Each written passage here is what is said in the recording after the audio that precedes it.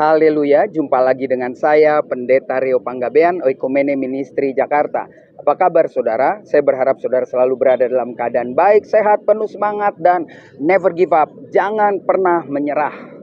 Kebenaran firman Tuhan malam ini terambil dari kitab Roma pasal 12 ayat 14 dan 15 yang berkata demikian. Berkatilah siapa yang menganiaya kamu, berkatilah dan jangan mengutuk. Bersukacitalah dengan orang yang bersukacita dan menangislah dengan orang yang menangis. Dua bagian ayat ini mengingatkan saudara dan saya bahwa yang pertama-tama kita tidak pernah diajarkan untuk mendendam. Bahkan menurut ukuran dunia ngeri banget ketika orang jahat sama kita jangan mengutuki. Jadi kalau ada orang jahat, kita jangan pakai ayat biar Tuhan yang membalas. Lalu kita berdoa minta Tuhan balaskan hal-hal yang nggak bisa kita utarakan dengan maksud negatif.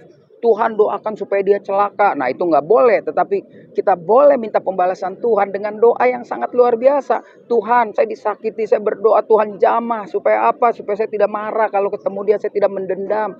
Dan kalau saya jumpa dengan dia bisa ada senyum, sukacita. Dan ada perdamaian yang dari Tuhan. Nah itu baru keren saudara berdoa. Minta pembalasan yang positif. Lalu yang kedua dikatakan bersukacita dengan orang bersukacita. Benar, kalau orang bersukacita mengapa kita harus merenung? Kita nikmati aja, jangan-jangan dia berbagi berkat, ajak kita makan, raktir kita makan, ajak kita liburan. Tetapi ketika orang berduka, ya kita jangan tertawa di atas pendukaan atau penderitaan orang. Karena kasih juga tidak bersukacita atas kesalahan atau kesakitan orang, atau kasih tidak beri-ari atas penderitaan orang.